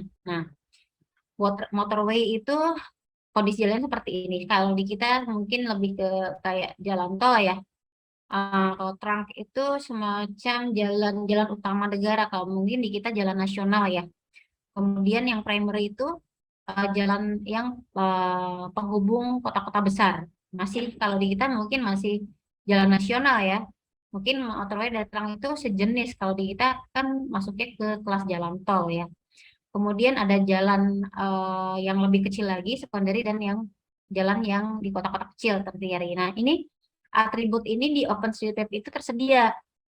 Cuman kalau ditanya seberapa update, seberapa lengkap, ya kita nggak bisa kontrol ya, karena memang datanya sistemnya volunteer. Nah, itu salah satu keterbatasan dari OpenStreetMap. Cuman kalau saya kan pengguna OpenStreetMap sudah lama ya. Cuman perkembangannya itu memang sudah cukup bagus sih. Dari beberapa tahun yang lalu, itu kalau kita buka OpenStreetMap masih jauh ketinggalan dibanding peta Google Map ya. Cuman sekarang itu sudah cukup bagus lah. Nah, ada 2 sumber data lagi, itu yang rupa bumi Indonesia ini data resmi, Mbak, data resmi yang dikeluarkan oleh lembaga Badan Informasi Geospasial BIG. Nah, RBI di kami juga ada. Kalau misalnya Mbak Dian mau coba eksplorasi peta tersebut gitu kan, seperti apa sih lengkapnya, seperti apa sih atributnya. Nah, cuman kalau BIG, kalau kita lihat atributnya pun sebetulnya belum lengkap-lengkap banget, tapi kalau kelengkapan dari jalannya ya, peta jalannya, garis-garisnya itu sudah cukup lengkap sih kalau kita lihat. Namun atributnya sih yang masih belum begitu lengkap. Nah, memang lagi-lagi PR-nya di situ, Mbak, kelengkapan data ya. Cuma nanti bisa sih kalau misalnya kita mau diskusi lebih lanjut, kira-kira dari data yang tersedia seperti itu tuh apa yang bisa dieksplorasi. Nah, apa sih yang bisa kita eksplorasi sehingga bisa membantu teman-teman di statistik harga. Ya, paling itu sih Mbak yang bisa saya jawab. Terima kasih. Oke, makasih Mbak Wida atas jawabannya. Jadi memang benar Mbak, sedikit menambahkan terkait OpenStreetMap itu memang adalah peta volunteer, namun seiring berjalannya waktu, cailah. Jadi dia itu akan terus update dan istilahnya menjadi yang istilahnya menambah-nambah datanya juga. Nah, mungkin itu Mbak Dian, apakah ada tanggapan atau dari tambahan dari Mbak Dian? Oh, berarti gini ya. Berarti kalau misalkan kami kan ada seperti sebelum untuk pengolahan itu kami ada rekonsiliasi data gitu, rekonsiliasi di daerah maupun di nasional. Jadi sebelum kami melakukan kegiatan itu bisa kan ya kalau misalnya minta tolong gitu ke tim pemetaan, bikinin petanya dulu dong gitu. Jadi kami yang fasilitator tuh jadi kayak punya gambaran gitu pada saat turun ke daerah. Oh, jalurnya seperti ini gitu, itu memungkinkan nggak ya gitu, Mas Oji dan Mbak Wida gitu. Jadi kayak karena selama ini kami kalau misalnya fasilitator nih ya kan turun nih ke seluruh provinsi gitu. Jadi kayak daerah ini punya berdekatan, tapi kan secara mungkin jalanannya itu kan kadang nggak kebayang ya gitu. Jadi apa dimungkinkan lah gitu. Jadi untuk ya minta peta dulu lah gitu. Jadi kayak kita ada gambaran lah gitu. Bisa nggak ya? Ya, monggo Mbak Wida terkait possibility buat kolaborasi nih Mbak. Jadi semacam ini ya, analisis routing gitu ya?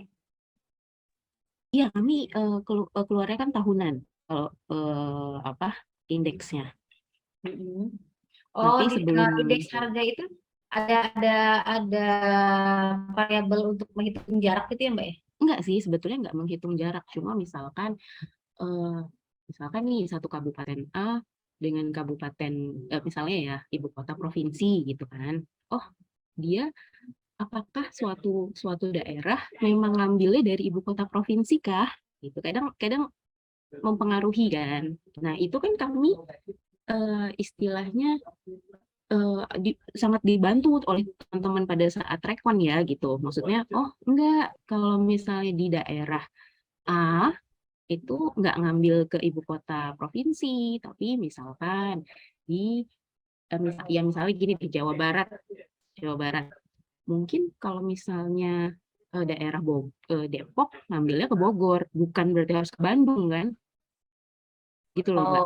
Oh, Jadi iya, iya, itu iya, kan iya. mempengaruhi harga ya gitu. Jadi tidak bisa, oh ini dipengaruhi banget sama harga di Bandung, enggak juga. Atau mungkin ekstrimnya misalkan kota Bandung dan Kabupaten Bandung berdekatan. Ini di luar ini ya, maaf Jawa Barat gitu. Tapi ternyata nggak ada jalan di situ, emang harus muter gitu. Nah itu kan membantu analisis kita gitu bahwa memang ada fenomena seperti itu loh gitu. Jadi jalur distribusi gitu, peta yang tadi itu bantu banget gitu. Dan kalau misalkan kenapa sih tahun ini kok harganya jadi lebih murah, ternyata memang jalanannya lebih banyak, jadi distribusinya akan lebih cepat, akan lebih pendek gitu. Jadi itu membantu sekali analisis kita gitu Mbak Wida. Jadi keadaannya seperti itu. Kalau misalnya pun oke, memang dari open street tadi ya Mbak, itu cuma kan mungkin yang ngolahin tetap ngerepotin tim pemetaan gitu loh. Jadi saya paham sih, nggak mungkin juga kan tuh udah tuklah juga, tagging jalan juga. Saya paham, cuma ya itu tadi gitu. Jadi apakah bisa nih gitu, kami dibantu juga. Jadi ya adalah ininya, jadi sebelum kami merekon data gitu, jadi kami punya gambaran lah tentang pola distribusinya atau jalur distribusinya. Oke, oke, langsung jawab aja ya, Mbak Dian, Mas Oji. Ya, tapi pemetaan memang karena kita di metodologi ya Mbak ya, terlibat memang mau nggak mau di banyak subjek matter ya, di produksi juga, di distribusi. Kita sering kerjasama sama teman-teman pariwisata juga ya kan. Kemarin sempat ngobrol juga dengan teman-teman di konstruksi. Jadi sebenarnya nggak masalah Mbak kalau memang kita pengen diskusi, ingin eksplorasi lebih lanjut ya, kita bantu dari sisi geospasial seperti apa. Kalau saya dengar ceritanya secara teknis sebetulnya bisa. Intinya kan kita mau melihat jalur distribusi antar kota ya, menggunakan data jalan yang tersedia. Kurang lebih itu mungkin bisa membantu memberikan ya insight ya untuk tadi masuk sebagai data entah pembanding atau masukan ya. Secara teknis sih mungkin aja ya, tapi implementasi seperti apa kayaknya harus ada diskusi lanjutan mungkin ya Mbak Dian ya, karena eh, kebijakan ini kan impact-nya nggak ke satu tim. Nanti bisa disampaikan ke ketua tim kami Pak Agus Marzuki. Kebetulan Pak Agus lagi konsi jadi nggak bisa ikut join sini, nggak bisa memberikan tanggapan juga. Tapi kita nanti coba sampaikan. Kalau memang mau ada diskusi lanjutan, kami terbuka kok Mbak untuk membahas itu, nggak masalah. Oke Mbak ya. Baik, terima kasih sekali Mbak Wida. Saya lihat Bu Mimpin juga udah open mic nih. Bu Mimpin bisa menambahkan mungkin terkait pola distribusi. Terima kasih Mas Oji, Mbak Wida. Sama-sama. Oke, makasih Mbak Dian. Jadi kita memang open banget buat teman-teman kalau misalnya mau kolaborasi sebagainya. Mungkin sebelum lanjut kita kasih lagi reaction jempol Bapak dan Ibu terhadap Dian yang udah bertanya. Kita kasih reaction. Jadi tiap kita ada yang bertanya, marilah kita apresiasi dan kita kasih jempol-jempol kita. Gitu. Oke, mungkin di sini tadi udah disinggung, mungkin ada yang mau memberikan tanggapan lagi, sumbangsi omongan lah atau apa seperti itu, dipersilahkan Bapak dan Ibu. Mungkin satu pertanyaan lagi, ada lagi. Ya biasanya memang kalau udah di penghujung itu memang susah nih buat istilahnya mengakhiri ya Bapak dan Ibu ya, istilahnya susah banget cari pertanyaan-pertanyaan di akhir seperti itu. Mungkin ada yang mau ditanyakan, ditanggapi atau dielaborasikan Bapak dan Ibu, dipersilahkan.